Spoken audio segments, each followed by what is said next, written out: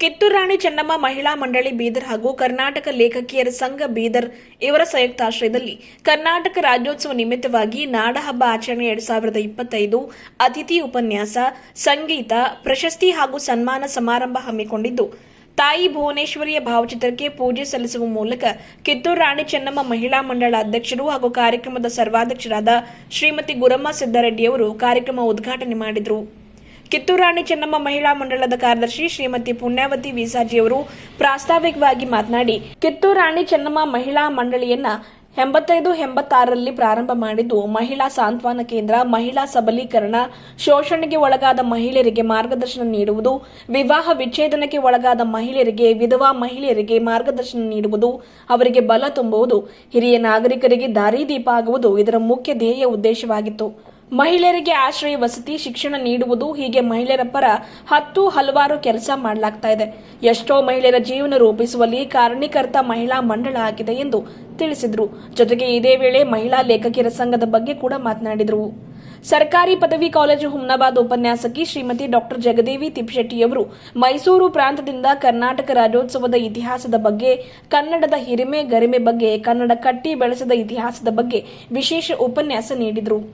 ಸನ್ಮಾನ ಸ್ವೀಕರಿಸಿ ಸರ್ವಾಧ್ಯಕ್ಷೆ ಡಾಕ್ಟರ್ ಗುರಮ್ಮ ಸಿದ್ದಾರೆಡ್ಡಿಯವರು ಮಾತನಾಡಿ, ನನಗಿಂತ ಕಿರಿಯರಿಲ್ಲ, ಶಿವಭಕ್ತರಿಗಿಂತ ಹಿರಿಯರಿಲ್ಲ ಎನ್ನುವ ಹಾಗೆ ನನ್ನ ಅಲ್ಪ ಸೇವೆಗೆ ರಾಜ್ಯಪಾಲರಿಂದ ಸ್ಕೌಟ್ಸ್ ಮತ್ತು ಗೈಡ್ಸ್ ಪ್ರಶಸ್ತಿ ಪುರಸ್ಕಾರ ಸಂದಿದ್ದು, ಅದಕ್ಕಾಗಿ ಇವತ್ತು ಲೇಖಕಿಯರ ಸಂಘ ಕಿತ್ತೂರು ರಾಣಿ ಚೆನ್ನಮ್ಮ ಮಹಿಳಾ ಮಂಡಳ ವತಿಯಿಂದ ಸನ್ಮಾನ ಮಾಡಿದ್ದು, ಅದಕ್ಕಾಗಿ ಎಲ್ಲಾ ಮಹಿಳೆಯರಿಗೂ ಕೃತಜ್ಞತೆ ಸಲ್ಲಿಸುವುದಾಗಿ ತಿಳಿಸಿದರು. ಕರ್ನಾಟಕ ಲೇಖಕಿಯರ ಸಂಘದ ಅಧ್ಯಕ್ಷರಾದ ಶ್ರೀಮತಿ ಭಾರತಿ ವಸ್ತ್ರದವರು ಮಾತನಾಡಿ, ನವೆಂಬರ್ನ ಇಡೀ ತಿಂಗಳು ನಾಡ ಹಬ್ಬ ಆಚರಣೆ ಮಾಡ್ತೇವೆ. ಇವತ್ತು ಕನ್ನಡ ನಾಡು ನುಡಿ ಬಗ್ಗೆ ವಿಚಾರ ವಿಮರ್ಶೆ ಮಾಡಲಾಗಿದೆ. 20 ಜನ ಮಹಿಳಾ ಸಾಧಕಿಯರಿಗೆ ಕನ್ನಡಮ್ಮನ ಪ್ರಶಸ್ತಿ ನೀಡಿ ಸನ್ಮಾನಿಸಿ ಪ್ರೋತ್ಸಾಹಿಸಲಾಗಿದೆ. ಮುಖ್ಯವಾಗಿ ತಮ್ಮ ಇಳಿ ವಯಸ್ಸಿನಲ್ಲಿಯೂ ಎಲ್ಲರಿಗೂ ಪ್ರೋತ್ಸಾಹದಾಯಕ ಮಾದರಿ ಮಹಿಳೆಯಾಗಿರುವ ಡಾಕ್ಟರ್ ಗುರಮ್ಮ ಸಿದ್ದಾರೆಡ್ಡಿಯವರಿಗೆ ರಾಜ್ಯಪಾಲರಿಂದ ಸ್ಕೌಟ್ಸ್ ಮತ್ತು ಗೈಡ್ಸ್ ಪ್ರಶಸ್ತಿ ದೊರಕಿದ್ದು ಬೀದರ್ ಜಿಲ್ಲೆಗೆ ಹಿರಿಮೆ ಗರಿಮೆ ವಿಷಯ. ನಮ್ಮಂತಹ ಅದೆಷ್ಟೋ ಹೆಣ್ಣು ಮಕ್ಕಳಿಗೆ ಮಾರ್ಗದರ್ಶಕರು ಕೂಡ ಹೌದು, ಅನ್ನಪೂರ್ಣೇಶ್ವರಿ ಕೂಡ ಹೌದು ಎಂದು ಅವರಿಗೆ ಶುಭ ಕೋರಿದರು. ಕಾರ್ಯಕ್ರಮದಲ್ಲಿ ಶ್ರೀಮತಿ ರೇಖಾ ಅಪ್ಪರಾವ್ ಸೌದಿ, ಶ್ರೀಮತಿ ರೇಣುಕಾ ಎಂ, ಶ್ರೀಮತಿ ಪ್ರಿಯಾಂಕಾ ಎಸ್ ಗುರು, ಶ್ರೀಮತಿ ಮಹೇಶ್ವರಿ ಪಾಂಚಾಳ್ ಅವರು ಸಂಗೀತ ರಸದೌತಣವನ್ನು ಉಣಬಡಿಸಿದರು.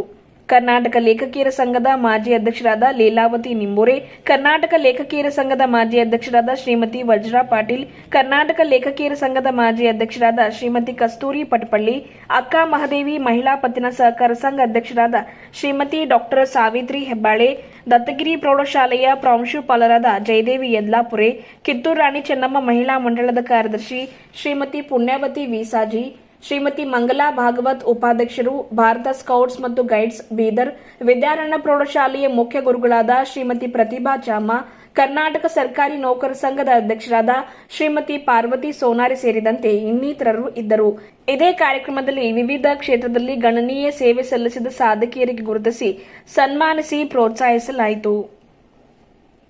ಇದೊಂದು ಕಾರ್ಯಕ್ರಮ ಅತ್ಯಂತ ವಿಜೃಂಭಣೆಯಿಂದ ಆಚರಿಸಬೇಕಾಗಿತ್ತು.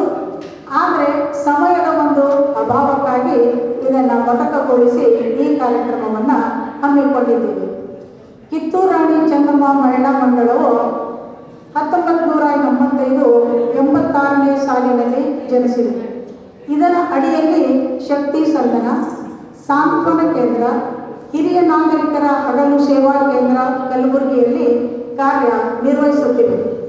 ಇದರ ಅಡಿಯಲ್ಲಿ ನಡೀತಕ್ಕಂತಹ ಸಾಂತ್ವನ ಕೇಂದ್ರ ಇದು 2001ರಲ್ಲಿ ಪ್ರಾರಂಭವಾಗಿ ಇದರ ಒಂದು ಘನವಾದ ಉದ್ದೇಶ ಏನಂದರೆ, ಶೋಷಣೆಗೆ ಒಳಗಾದ ಮಹಿಳೆಯರಿಗೆ ಬೆಂಬಲದೊಂದಿಗೆ ಮಾರ್ಗದರ್ಶನ ನೀಡುವುದು ಮತ್ತು ವಿವಾಹ ವಿಚ್ಛೇದನಕ್ಕೊಳಗಾದಂಥ ಮಹಿಳೆಯರನ್ನು ಸಾಂತ್ವನದ ಹೇಳುವುದರ ಮೂಲಕ ಕೂಡಿ ಬಾಳುವಂತೆ ಅವರಿಗೆ ಮಾರ್ಗದರ್ಶನ ಮಾಡುವುದು, ಅವರಿಗೆ ತಾತ್ಕಾಲಿಕ ಆಶ್ರಯ ಕೊಟ್ಟು ಕಾನೂನಿನ ನೆರವನ್ನು ನೀಡತಕ್ಕಂಥ ಕೆಲಸ ಇದು ಮಾಡುತ್ತೆ. ಇದರ ಸದುಪಯೋಗ ಪಡೆದುಕೊಂಡವರು ಹಲವು ಮಹಿಳೆಯರು ತಮ್ಮ ಸಂಸಾರದಲ್ಲಿ ಸುಖವಾಗಿ ಜೀವನವನ್ನು ನಡೆಸುತ್ತಿದ್ದಾರೆ. ಈ ಕೇಂದ್ರ ಅತ್ಯಂತ ಯಶಸ್ವಿಯಾಗಿ ಇಲ್ಲಿ ಜರುಗ್ತಾ ಬಂದಿದೆ. ಎರಡನೇದಾಗಿ ಶಕ್ತಿ ಸದನ, ಇದು 2004ರಲ್ಲಿ ಪ್ರಾರಂಭವಾಗಿ ಈ ಯೋಜನೆಯ ಒಂದು ಘನ ಉದ್ದೇಶ ಏನಂದರೆ, ಬಡತನದ ರೇಖೆಯ ಕೆಳಗಿರ್ತಕ್ಕಂತಹ ಮಹಿಳೆಯರಿಗೆ ಆಶ್ರಯ, ಆಹಾರ,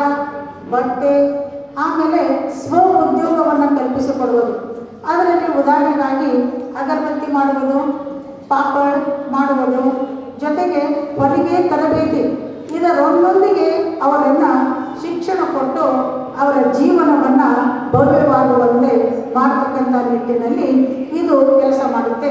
ಅಷ್ಟೇ ಅಲ್ಲದೆ ಶೋಷಣೆಗೆ ಒಳಗಾಗಿರತಕ್ಕಂಥ ಮಹಿಳೆಯರು ಸಮಾಜದಲ್ಲಿ ಸಾಮಾಜಿಕವಾಗಿ ಆರ್ಥಿಕವಾಗಿ ಸ್ವಾವಲಂಬಿಯಾಗಿ ಬದುಕುವಂತೆ ಮಾಡುವುದೇ ಇದರ ಒಂದು ಉದ್ದೇಶ. ಇದರ ಅಡಿಯಲ್ಲಿ ಬಹಳಷ್ಟು ಮಹಿಳೆಯರು ಇದರ ಉಪಯೋಗವನ್ನು ಪಡೆದುಕೊಂಡು ಸಮಾಜದಲ್ಲಿ ಸಶಕ್ತರಾಗಿ ತಲೆ ಎತ್ತಿ ಬಾಳುತ್ತಾ ತಮ್ಮ ಜೀವನವನ್ನು ರೂಪಿಸಿಕೊಂಡುದನ್ನು ನಾವು ಹಲವು ಮಹಿಳೆಯರನ್ನು ಕಾಣಬಹುದು. ಇದಲ್ಲದೆ ಮೂರನೇದಾಗಿ ಹಿರಿಯ ನಾಗರಿಕ ಹಗಲು ಸೇವಾ ಕೇಂದ್ರ ಕಲಬುರಗಿ. ಇದು ನಿಜವಾಗಿ ನೋಡಿದ್ರೆ 2005ರಲ್ಲಿ ಪ್ರಾರಂಭವಾಗಿದೆ. ಆ ಸಮಯದಲ್ಲಿ ಕೇವಲ ವಿಭಾಗೀಯ ಮಟ್ಟದಲ್ಲಿ ಮಾತ್ರ ಇದನ್ನು ಕೊಡ್ತಾ ಇದ್ರು. ಅಂಥ ಒಂದು ಸಂದರ್ಭದಲ್ಲಿ ಕಿತ್ತೂರು ರಾಣಿ ಚೆನ್ನಮ್ಮ ಮಹಿಳಾ ಮಂಡಳದ ಅಧ್ಯಕ್ಷರು ಅದನ್ನು ತೆಗೆದುಕೊಂಡು ಕಲಬುರಗಿಯಲ್ಲಿ ನಡೆಸ್ತಾ ಇದ್ದಾರೆ. ಇದನ್ನು ನೋಡಲಿಕ್ಕೆ 2 ಕಣ್ಣು ಸಾಲವು.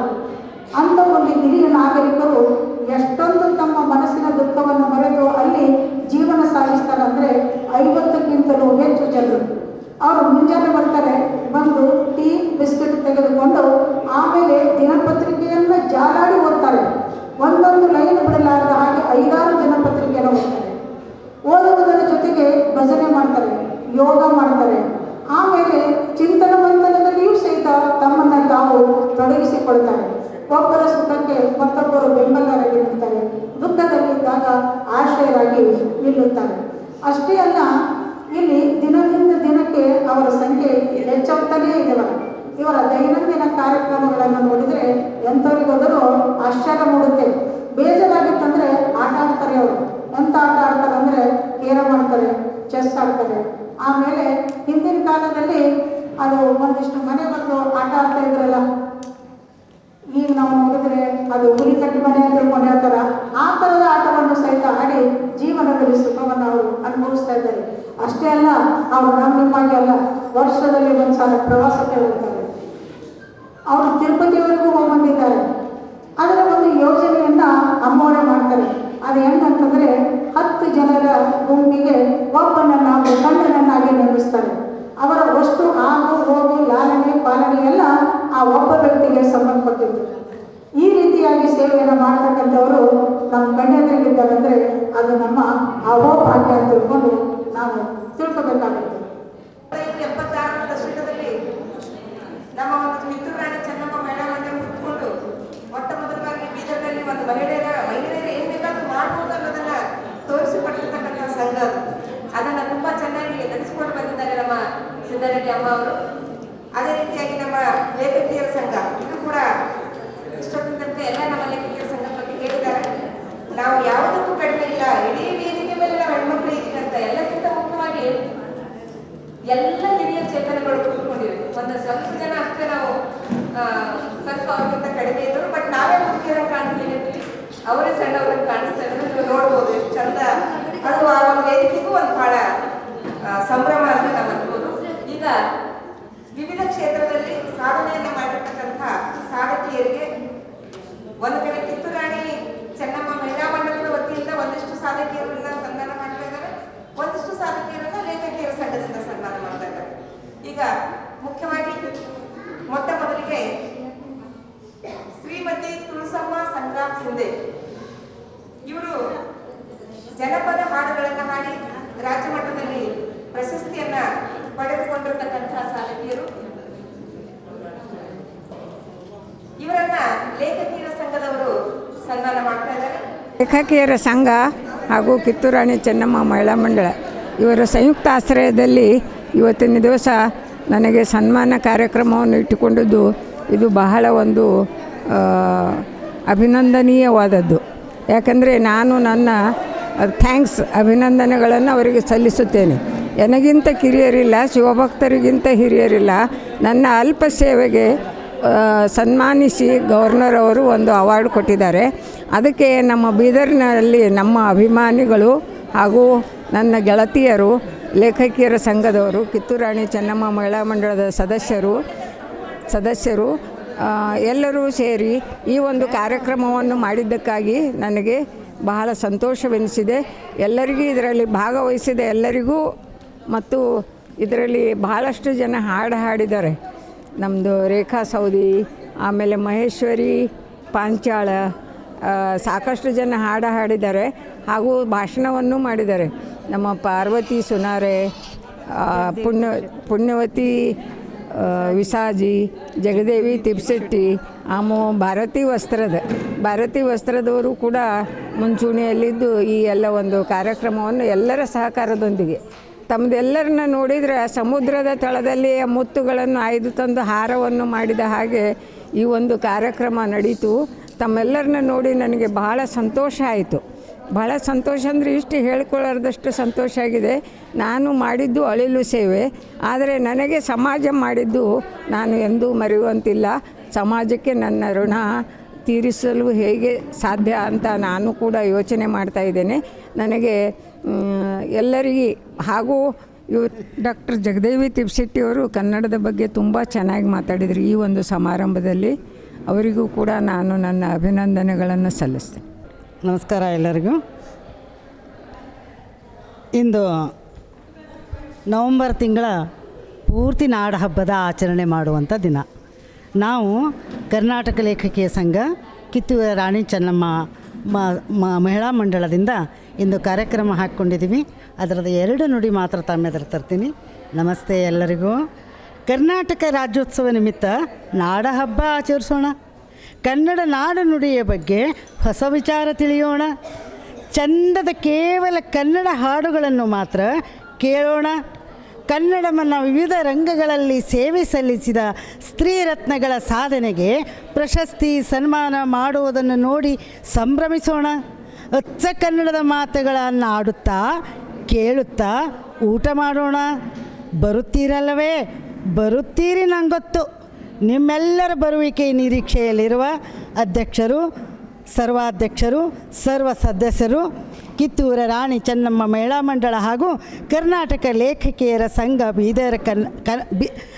ಬೀದರ್ ಕನ್ನಡ ಬರ್ರಿ ನಮ್ಮ ಸಂಗಡ.